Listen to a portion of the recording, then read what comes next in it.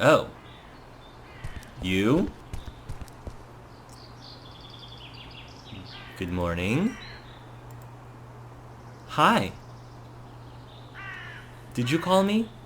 Are you the person who called me this morning? Yeah, that was me. Thank God. He's like, hey, alright. I've already asked 5 people. They must have thought I was senile. Yeah, sorry about that. I probably should have told you what I looked like or something. Nah, it's not your fault. I didn't think to ask. I'm not as sharp as I used to be. Hey, do you mind if I drink coffee while we talk? It's kind of early for me.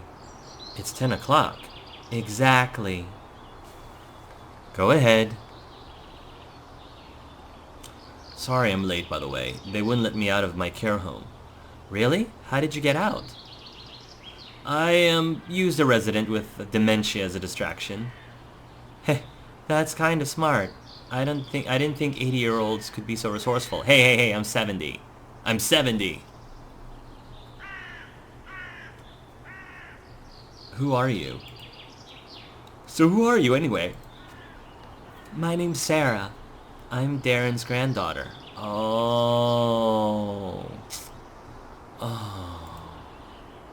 Wow. I was hoping you could tell me about him. What he was like? I don't get it. Why now? I only found out about him last week.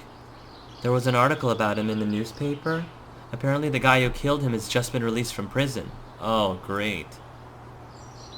My dad never told me anything about him. I only recognized the picture in the paper from a photo he keeps stashed away. Sorry, this is a lot to take in. You said the guy who killed Darren is out of prison now? Yeah, that's what it said in the newspaper anyway. The guy's name is Carl Forrest or something. It was Carl Foster. Carl Foster. That's the one. It didn't go into a lot of detail, though. How exactly did my grandfather die? The guy shot him in the head. It was my fault. I didn't manage to talk him out of it. I think I provoked him. Sorry. Don't worry about it.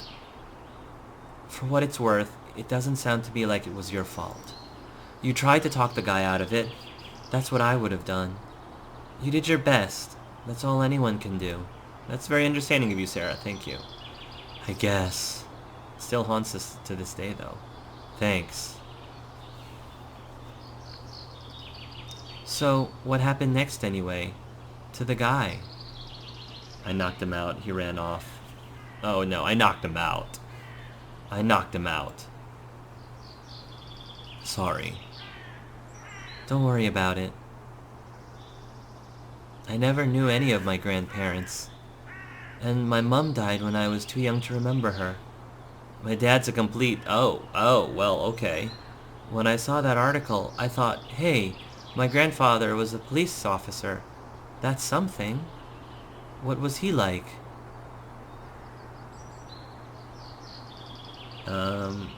Smart. He was smart. He taught me a lot about the world. That's good to know. Hopefully I get my brains from him and not from my dad. What's that smell? It smells of burning. Burning? There's smoke over there. Isn't that coming from your care home? Wait, what? Really? What? Oh my gosh, was this a diversion? Okay, it looks like everybody's accounted for except for our sergeant. What the?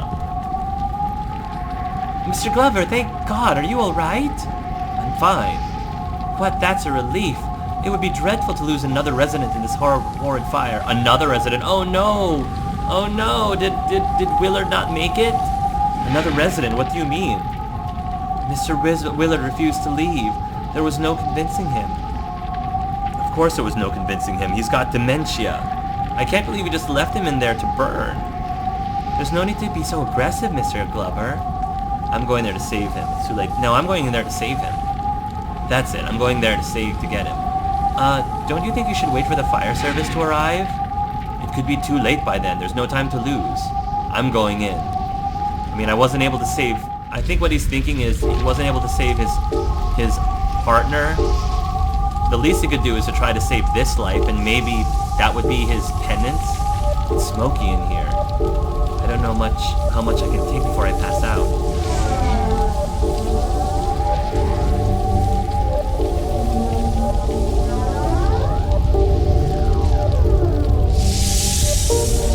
Oh my gosh. I'll need to put the fire out, but I can't do it with my bare hands. The fire's too intense this way. There's no way I can get past it.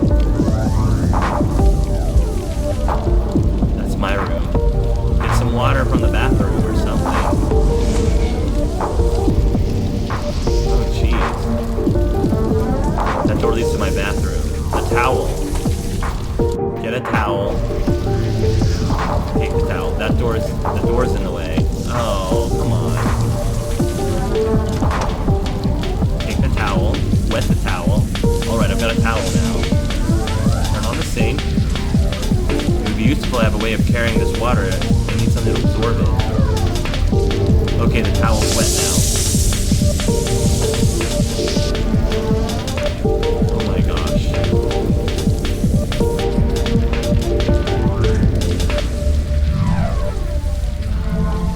Use the towel. Gotta be fast. Come on, Willard. Willard, I order you. Come on, Willard. It's time to get out of here. Willard? Leave me here, soldier. Snap out of it, Sergeant. I'm perfectly lucid, soldier. I was supposed to die out in the battlefield. Now's my chance. I want it to end here. Leave me be. Why do you want to die? But why do you want to die? Don't you get it, soldier? I'm already dead. All of my loved ones are gone, my family, my best friend.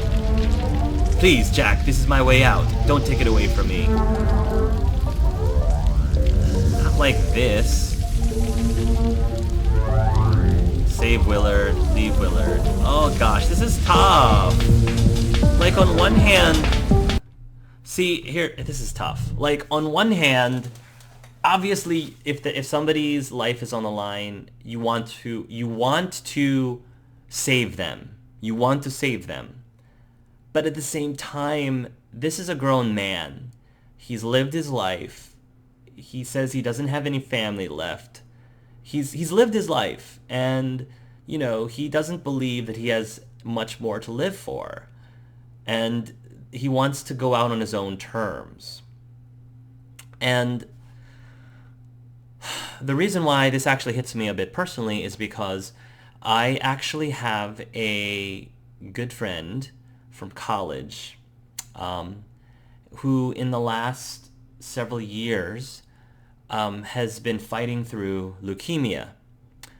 And over the last several years, his fight with leukemia has been very difficult, exhausting, and excruciatingly painful, especially lately.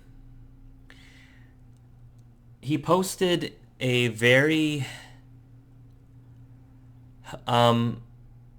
he posted a very serious comment or posting on his Facebook saying that he's been in pain, he's been going to the hospital, he's been getting surgery after surgery, and he's done. He's done. He doesn't want to go back to the hospital. He doesn't want to continue being a burden to his family. He doesn't want to continue, having all of these bills pile up. He's ready to go. And he wanted to be able to go on his own terms. So he was basically saying goodbye and telling us that he was not going back to the hospital anymore, and that his family were making arrangements to go visit him one last time before he goes in his own terms. And my friend, he passed away just not even a week ago. He passed away less than a week ago. Um, on one hand, you want to be able to tell the person to keep fighting, but on the other hand, he's been fighting all this time, and it's up to him at that point to decide if he's ready to just rest, if he's tired of being in pain, if he's tired of suffering. He's a grown man, and I guess who are we to tell him, no, you should just keep going to the hospital, and you should just keep fighting even if he doesn't want to. And it's tough for the people like us, the loved ones who care for them. So I don't know, guys, because I want Jack to be the kind of person who tries to save everybody. But is he really doing his friend a favor by taking this choice away from him? You know? This is assisted murder. It's not murder, but it's just, I think, you know what? Okay. I think Jack is just super stubborn. He's super stubborn, and he's like, well, you still have a lot you could live for. I mean, there's these two ladies who are out there. They're talking about how if I wanted to go out with them, I could only go out with one of them. So maybe the solution is for everybody to be happy, to save Willard so that, you know, Jack could go out with one of the ladies and then Willard could go out with the other ladies. Boom, problem solved. Problem solved. The ladies can go date someone. Jack doesn't have to be alone. Willard can find a purpose. Bada boom, bada bing. Everybody's happy. Big picture here. So big picture, not like this. Save Willard. I can't let you die, Willard. Not like this. I'm getting you out of here. I mean, he has dementia, and it's like, it's hard. It's so hard. But we did it, because Jack is stubborn like that. Wow. Nice job. I gotta admit, I didn't think you had it in you. Neither did I. He didn't want me to save him. He wanted me to let him die. Wow, did you think you did the right thing? Maybe. Maybe. I'm not sure. It's hard to know what the right thing is sometimes. Hey, maybe there is no right thing. Either way, it took guts to do what you just did. Don't beat yourself up about it. I guess. I think Jack had to do the right thing for himself.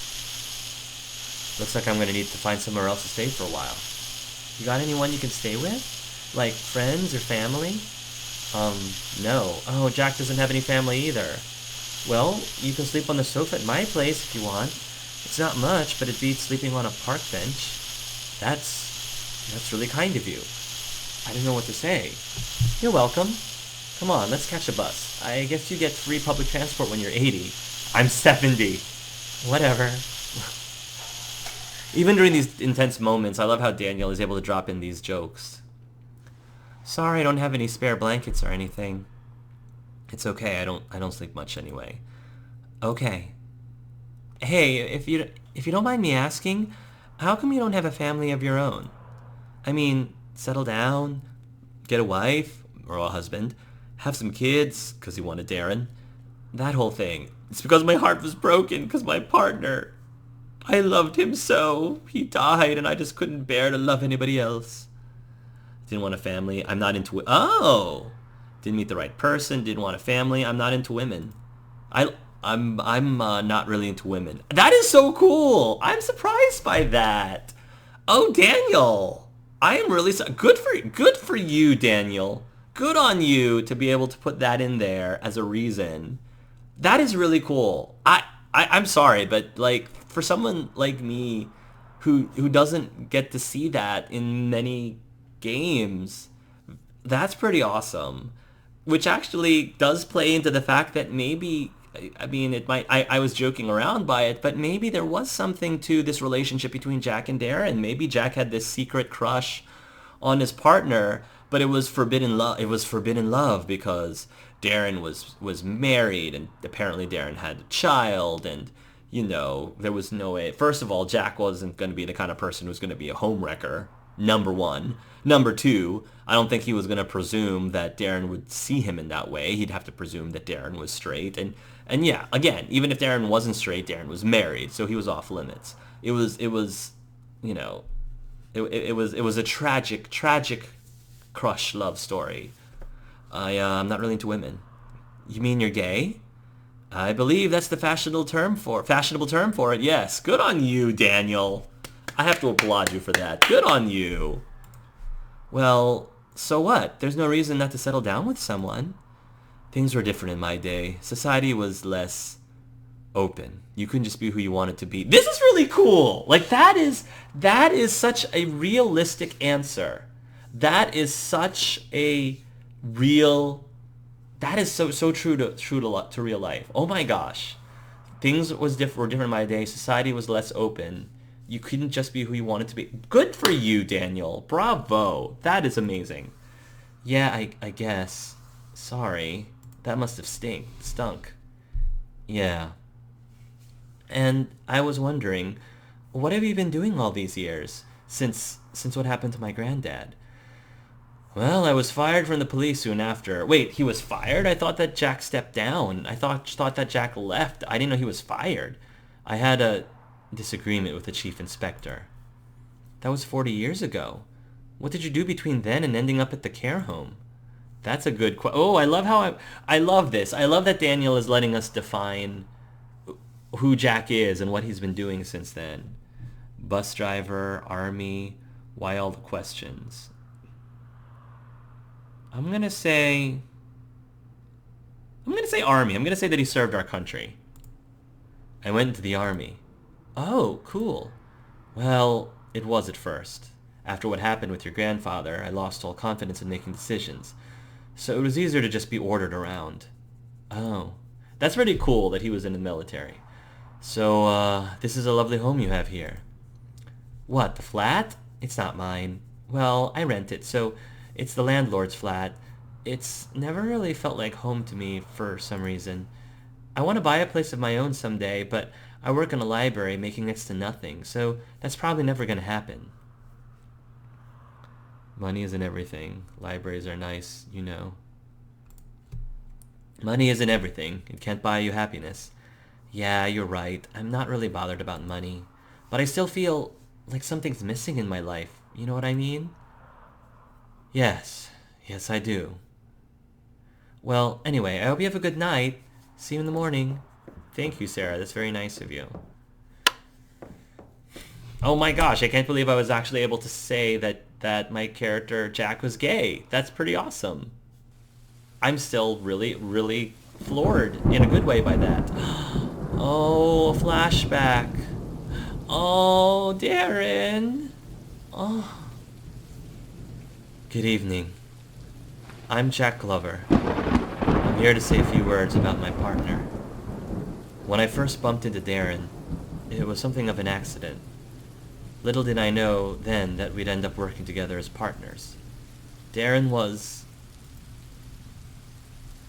a good person, a good police officer, a good friend. A good friend. In fact, he was my best friend. Oh, Darren. I don't think I ever really told him that when I had the chance. Since what happened, I keep going over things in my head. It should have been me. It should have been me. He didn't deserve what happened. That's what Jack would have said. Because Jack would have said that because Darren had a family and Jack didn't. Not that that makes Jack's life less precious than Darren's, but that's the reason behind Jack thinking that it should have been him. Because Darren had a family. And now he's gone.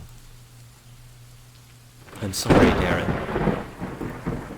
Oh, this is so sweet. I can't believe he's gone. I miss you, Darren. Oh, Darren.